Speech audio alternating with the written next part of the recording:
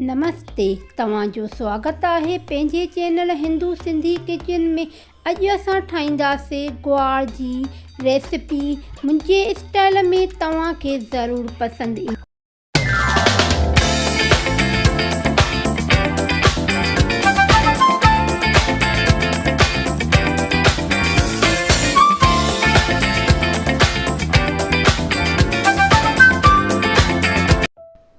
ग्वार जी रेसिपी तैयार करण लाइ असांखे किन किन ॻाल्हियुनि जो ख़्यालु रखणु घुरिजे।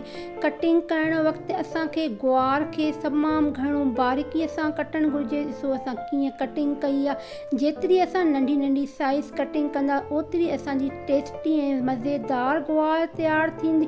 हीअ असां जूं कलियूं थूम जूं असां इन्हनि खे कटिंग कंदा। ॾिसो असां ग्वार खे बॉइल कयूं था। तमामु घणी ईज़ी रेसिपी आहे, हर घर में तैयार थींदी आहे, मगर मुंहिंजे स्टाइल में तव्हां तैयार कंदो तव्हांखे ज़रूरु पसंदि ईंदी। ॾिसो इन्हनि खे असांखे बॉइल कंदासीं ग्वार खे। इन में असां नमक विझी चुका हुआसीं। तव्हां ॾिठो हे असांजा टमाटा। इन में जेतिरी असांजी ग्वार हूंदी आहे ओतिरा असांखे टमाटनि जी ज़रूरत पवंदी आहे। असांजी अधु किलो ग्वार हुई, उन जे हिसाब सां अधु किलो असांजा टमाटा हुआ। इन्हनि जो असां छिलको लाहे छॾियासीं।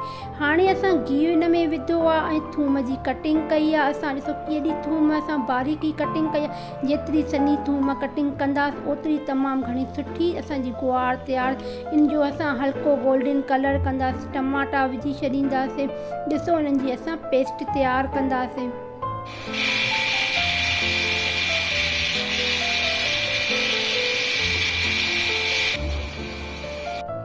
इन में असां लूणु मिर्च असां पंहिंजे टेस्ट जे मुताबिक़ विधो आहे। तव्हां पंहिंजे टेस्ट जे मुताबिक़ विझो। ॾिसो असांजी कीअं तैयार थिए थी ग्वार। असां ग्वार खे बॉइल करे चुका हुआसीं।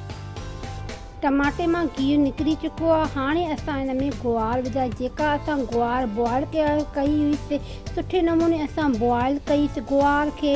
ॾिसो असां हिन में थोरो पाणी विझी छॾींदासीं। ॾिसो असांजी ग्वार तैयार थिए थी। इन में असां हेड लूणु मिर्च इन में असां विझंदासीं। ॾिसो असां हेड विझी चुका आहियूं। लूणु मिर्च तव्हां पंहिंजे टेस्ट जे मुताबिक़ विझी सघो था। तमामु घणी टेस्टी ऐं मज़ेदार थींदी आहे। इहा आहे असांजी लंच जी तयारी।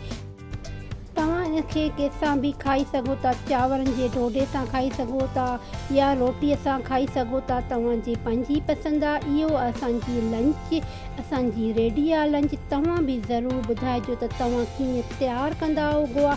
तव्हांजे घर में कीअं तैयार थींदी आहे। मां तव्हांखे पॉइंटूं ॿुधाई त असां कीअं तैयार कंदा आहियूं। मुंहिंजी ग्वार जी रेसिपी सभिनी खे पसंदि ईंदी आहे। तमामु घणी टेस्टी ऐं मज़ेदार थींदी आहे। जीअं मां तव्हांखे ॿुधाई आहे तीअं मां तव्हां ज़रूरु ट्राई कजो। हीअ आहे असांजी अॼु जी लंच, यमी और टेस्टी और मज़ेदार। असांजे लंच जे मेन्यू में आहे चटणी आहे, ग्वार आहे, ढोढो आहे, चांवरनि जो चिल्लो आहे, बेसण जो। हे आहे असांजी अंबड़ी। हाणे पंहिंजी भेण खे इजाज़त ॾींदो, मुंहिंजे चैनल खे सब्सक्राइब कंदो।